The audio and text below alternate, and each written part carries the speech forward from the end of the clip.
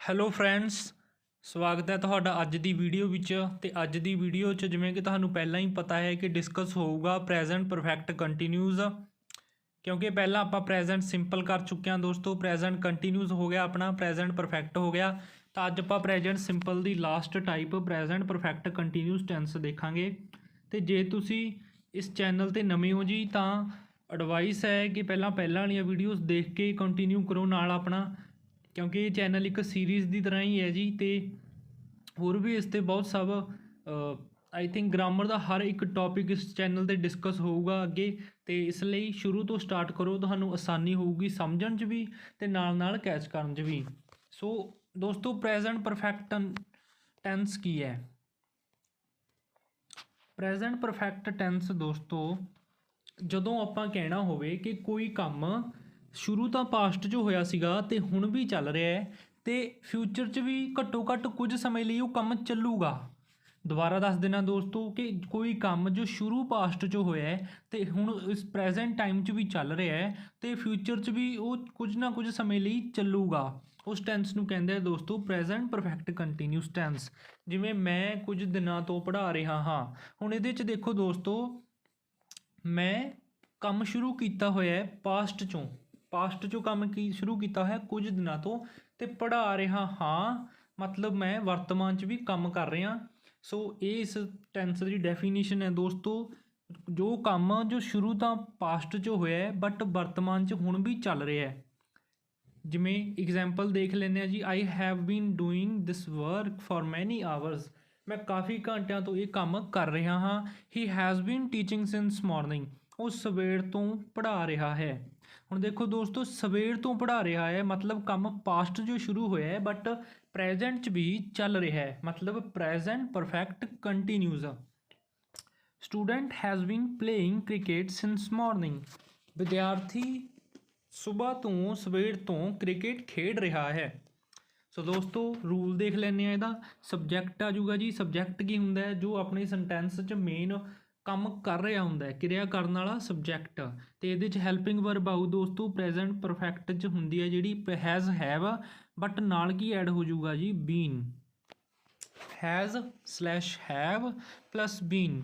ਜੇ ਸਿੰਗੂਲਰ ਆ ਕੋਈ ਸਬਜੈਕਟ ਦੋਸਤੋ ਤਾਂ ਹੈਜ਼, ਜੇ ਪਲੂਰਲ ਹੈ ਤਾਂ ਹੈਵ। ਅਤੇ ਬੀਨ ਨਾਲ ਦੋਸਤੋ ਪੱਕਾ ਹੀ ਲੱਗੂਗਾ। ਅਤੇ ਵਰਬ ਦੀ ਫਸਟ ਫਾਰਮ ਨਾਲ ING। ਉਹ ਤੋਂ ਬਾਅਦ ਆ ਜਾਊਗਾ ਦੋਸਤੋ ਓਬਜੈਕਟ, ਅਤੇ ਮੇਨ ਹੈ ਜੋ ਸਿੰਸ ਅਤੇ ਫॉर।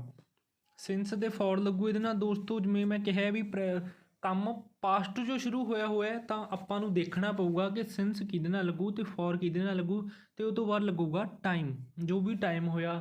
ਘੰਟੇ ਹੋ ਗਏ ਜਿਵੇਂ ਦੋਸਤੋ, ਮੋਰਨਿੰਗ ਹੋ ਗਿਆ, ਜਿਵੇਂ ਇੱਥੇ ਵੀ ਮੋਰਨਿੰਗ ਹੈ, ਈਵਨਿੰਗ ਕਰ ਲਓ ਇੱਥੇ, ਚਾਹੇ ਕੁਛ ਵੀ, ਕੋਈ ਸਦੀ ਹੋ ਗਈ, ਕੁਛ ਵੀ ਹੋ ਸਕਦਾ। ਟਾਈਮ ਜੋ ਵੀ ਚੀਜ਼ ਟਾਈਮ ਨੂੰ ਡਿਸਕ੍ਰਾਈਬ ਕਰਦੀ ਹੈ ਜੀ, ਉਹ ਇੱਥੇ ਆ ਸਕਦੀ ਹੈ। ਦੇਖ ਲੈਣਾ ਦੋਸਤੋ, has been he she it name ਨਾਲ, have bean I we you ਦੇ ਨਾਲ। ਅੱਗੇ ਦੇਖਦੇ ਹਾਂ ਦੋਸਤੋ ਕਿ ਸਿੰਸ ਅਤੇ ਫॉर 'ਚ ਕੀ ਡਿਫਰੈਂਸ ਹੈ। ਦੋਸਤੋ ਫॉर ਹੈ ਜੋ, ਫॉर ਲੱਗਦਾ ਹੈ ਡਿਊਰੇਸ਼ਨ ਆਫ ਟਾਈਮ। ਜਦੋਂ ਆਪਾਂ ਨੂੰ ਟਾਈਮ ਦੀ ਕੋਈ ਆਪਾਂ ਕਹਿ ਦਈਏ ਜਿਵੇਂ ਦਿੱਤੀ ਹੋਵੇ, ਜਿਵੇਂ ਕਿ ਫॉर ਮੈਨੀ ਆਵਰਸ, ਵੀ ਕਈ ਘੰਟਿਆਂ ਤੋਂ, ਫॉर ਹਾਫ ਐਨ ਆਵਰ ਅੱਧੇ ਘੰਟੇ ਤੋਂ। ਬਟ ਇੱਥੇ ਆਪਾਂ ਨੂੰ ਇਹਨਾਂ ਨੇ ਇਹ ਨਹੀਂ ਕਲੀਅਰ ਕੀਤਾ ਵੀ ਕਿਹੜੇ ਅੱਧੇ ਘੰਟੇ ਤੋਂ, ਪਿਛਲੇ ਤੋਂ ਜਾਂ ਫਿਰ ਕਿਹੜੇ ਤੋਂ। ਫॉर 2 ਡੈਕੇਡਸ ਇਹਨਾਂ ਨੇ ਦੋਸਤੋ ਇੱਦਾਂ ਦਾ ਦੱਸਤਾ ਕਿ ਫॉर 2 ਡੈਕੇਡਸ ਵੀ 2 ਦਸ਼ਕਾਂ ਤੋਂ, ਬਟ ਐ ਨਹੀਂ ਦੱਸਿਆ ਕਿਹੜੇ 2 ਦਸ਼ਕਾਂ।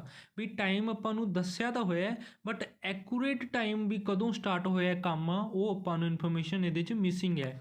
ਬਟ ਦੋਸਤੋ ਜੋ ਸਿੰਸ ਹੈ ਉਹਦੇ 'ਚ ਆਪਾਂ ਨੂੰ ਕੀ ਹੋਊ, ਸ਼ੁਰੂ ਹੋਣ ਦਾ ਪੁਆਇੰਟ ਦੱਸਿਆ ਹੋਊ, ਟਾਈਮ ਵੀ, ਇਹ ਕਿਰਿਆ ਕਦੋਂ ਸ਼ੁਰੂ ਹੋ ਰਹੀ ਹੈ। ਸਿੰਸ 4 o'clock ਵੀ 4 ਵਜੇ ਤੋਂ। ਸਿੰਸ ਮੋਰਨਿੰਗ ਸਵੇਰ ਤੋਂ। ਸਿੰਸ ਈਵਨਿੰਗ, ਜਾਂ ਫਿਰ ਕੋਈ ਵੀ ਸਦੀ ਆ ਗਈ ਦੋਸਤੋ, ਕੋਈ ਵੀ ਤੁਹਾਨੂੰ ਸਾਲ ਦਾ ਨਾਮ ਆ ਗਿਆ, 1997, 98, 99, 2010, 20, ਇਹ ਸਭ ਕਿਹਦੇ 'ਚ ਆਊਗਾ ਦੋਸਤੋ? ਸਿੰਸ 'ਚ ਆਊਗਾ। ਕਹਿਣ ਦਾ ਮਤਲਬ ਹੈ ਦੋਸਤੋ, ਜਦੋਂ ਆਪਾਂ ਨੂੰ ਕਲੀਅਰ ਕੱਟ ਦਿੱਤਾ ਹੋਇਆ ਕਿ ਇਹ ਕੰਮ ਹੈ ਜੋ ਇਸ ਸਮੇਂ ਤੋਂ ਸਟਾਰਟ ਹੋਇਆ ਜੀ, ਕਲੀਅਰ ਪੁਆਇੰਟ ਦਿੱਤਾ ਹੋਊਗਾ, ਐਕੂਰੇਟ, ਉੱਥੇ ਤਾਂ ਲੱਗੂ ਸਿੰਸ। ਅਤੇ ਜਦੋਂ ਆਪਾਂ ਨੂੰ ਕਲੀਅਰ ਨਹੀਂ ਦਿੱਤਾ ਹੋਇਆ, ਸਿਰਫ ਆਪਾਂ ਨੂੰ ਡਿਊਰੇਸ਼ਨ ਦਿੱਤੀ ਹੋਈ ਵੀ ਇੰਨੇ ਘੰਟਿਆਂ ਤੋਂ ਜੀ, ਇੰਨੇ ਸਾਲਾਂ ਤੋਂ, ਇੰਨੇ ਮਿੰਟਾਂ ਤੋਂ ਇਹ ਕੰਮ ਚੱਲ ਰਿਹਾ, ਤਾਂ ਉੱਥੇ ਲੱਗੂਗਾ ਫॉर। ਅੱਗੇ ਦੋਸਤੋ ਇਹਦਾ ਨੈਗੇਟਿਵ ਦੇਖ ਲੈਂਦੇ ਹਾਂ ਜੀ। ਨੈਗੇਟਿਵ 'ਚ ਕੀ ਹੈ ਜੀ, ਨੈਗੇਟਿਵ ਦਾ ਵੀ ਬਹੁਤ ਹੀ ਸਿੰਪਲ ਰੂਲ ਹੈ। ਬਸ ਜਿਵੇਂ ਆਪਾਂ ਪ੍ਰੈਜ਼ੈਂਟ ਪਰਫੈਕਟ 'ਚ ਕੀ ਕੀਤਾ ਸੀਗਾ, ਹੈਜ਼ ਹੈਵ ਨਾਲ ਨੋਟ ਲਗਾਇਆ ਸੀਗਾ, ਬਟ ਇੱਥੇ ਕੀ ਹੈ, ਹੈਜ਼ ਹੈਵ ਤੋਂ ਬਾਅਦ ਨੋਟ ਆਊਗਾ ਬਟ ਨਾਲ ਬੀਨ ਵੀ ਆਊਗਾ। ਬਸ ਇੰਨਾ ਕੁ ਚੇਂਜ ਹੈ ਦੋਸਤੋ। Subject plus has have plus not plus been, verb ਦੀ ਫਸਟ ਫਾਰਮ ਨਾਲ ING ਆਊਗੀ ਜੀ। ਓਬਜੈਕਟ ਉੱਦਾਂ ਹੀ ਆਪਣਾ ਸਿੰਸ ਫੋਰ ਤੇ ਟਾਈਮ ਦਾ ਆ ਜਾਊਗਾ। ਕਲੀਅਰ ਹੈ ਜੀ। ਸੋ ਅੱਗੇ ਦੇਖਦੇ ਹਾਂ ਆਪਾਂ, ਇੱਕ ਵਾਰੀ ਫੇਰ ਡਿਸਕਸ ਕਰ ਲੈਂਦੇ ਹਾਂ ਜੀ। ਇੱਕ ਚੀਜ਼ ਦਾ ਖਿਆਲ ਰੱਖਣਾ ਹੈ, ਜੋ ਨੋਟ ਹੈ ਹੈਜ਼ ਹੈਵ ਤੋਂ ਬਾਅਦ ਆਊਗਾ ਅਤੇ ਬੀਨ ਤੋਂ ਪਹਿਲਾਂ ਆਊਗਾ। ਕਈ ਸਟੂਡੈਂਟ ਜੀ has been note have been note ਲਿਖਦੇ ਆ, ਜੋ ਕਿ ਗਲਤ ਹੈ। ਨੋਟ ਹੈ ਜਿਹੜਾ ਹੈਜ਼ ਅਤੇ ਬੀਨ ਦੇ ਵਿਚਾਲੇ ਆਊਗਾ। ਹੈਜ਼ ਨੋਟ ਕਿਹਦੇ ਨਾਲ ਲੱਗੂ ਦੋਸਤੋ, ਹੀ ਸ਼ੀਟ ਨੇਮ ਨਾਲ, ਜਿਵੇਂ ਹੈਵ ਵਾਲਾ ਹੀ ਫੰਡਾ ਇਹਨਾਂ ਦਾ, ਜਿਨ੍ਹਾਂ ਨਾਲ ਹੈਜ਼ ਲੱਗੂ ਉਹਨਾਂ ਨਾਲ ਹੀ ਹੈਜ਼ ਨੋਟ ਲੱਗੂਗਾ। ਹੁਣ ਦੇਖ ਲੈਂਦੇ ਹਾਂ ਐਗਜ਼ਾਮਪਲ, ਦੇਖ ਲੈਂਦੇ ਹਾਂ। He is not been doing this work since morning, ਉਹ ਸਵੇਰ ਤੋਂ ਇਹ ਕੰਮ ਨਹੀਂ ਕਰ ਰਿਹਾ ਹੈ। ਦੇਖੋ ਦੋਸਤੋ, ਨੋਟ ਕਿੱਥੇ ਲੱਗਿਆ ਹੋਇਆ, ਹੈਜ਼ ਤੇ ਬੀਨ ਦੇ ਵਿਚਾਲੇ। You have not been teaching since 4 o'clock, ਤੁਸੀਂ ਸਵੇਰ ਤੋਂ ਨਹੀਂ ਪੜ੍ਹਾ ਰਹੇ ਹੋ। They have been note playing for many hours, ਉਹ ਕਈ ਘੰਟਿਆਂ ਤੋਂ ਨਹੀਂ ਖੇਡ ਰਹੇ ਹਨ। ਹੁਣ ਦੇਖੋ ਕਈ ਘੰਟਿਆਂ ਤੋਂ ਆ ਗਿਆ ਦੋਸਤੋ, ਬਟ ਐ ਨਹੀਂ ਦੱਸਿਆ ਵੀ ਐਕੂਰੇਟ ਟਾਈਮ ਕਿੰਨਾ ਹੈ, ਤਾਂ ਕਰਕੇ ਕੀ ਲਾਇਆ ਹੋਇਆ, ਫੋਰ ਲਾਇਆ ਹੋਇਆ। ਅਤੇ ਸਿੰਸ ਮੋਰਨਿੰਗ ਕਲੀਅਰ ਦੱਸਤਾ ਜੀ, ਸੁਬਾਹ ਤੋਂ, ਤਾਂ ਕਿ ਇੱਥੇ ਸਿੰਸ ਲੱਗਿਆ। ਇੱਥੇ ਵੀ ਦੇਖੋ ਦੋਸਤੋ, ਸਿੰਸ 4 o'clock, ਇਹਨਾਂ ਨੇ ਕਲੀਅਰ ਟਾਈਮ ਦਿੱਤਾ ਵੀ 4 ਵਜੇ ਤੋਂ ਤੁਸੀਂ ਨਹੀਂ ਪੜ੍ਹਾ ਰਹੇ ਜੀ, ਤਾਂ ਕਰਕੇ ਇੱਥੇ ਕੀ ਲੱਗੂਗਾ, ਸਿੰਸ ਲੱਗੂਗਾ। ਕਿਉਂ? ਕਿਉਂਕਿ ਇਹਨਾਂ ਨੇ ਇੱਕ ਪੁਆਇੰਟ ਦੇਤਾ ਟਾਈਮ ਦਾ ਵੀ ਇੱਥੋਂ ਕੰਮ ਸਟਾਰਟ ਹੋਇਆ।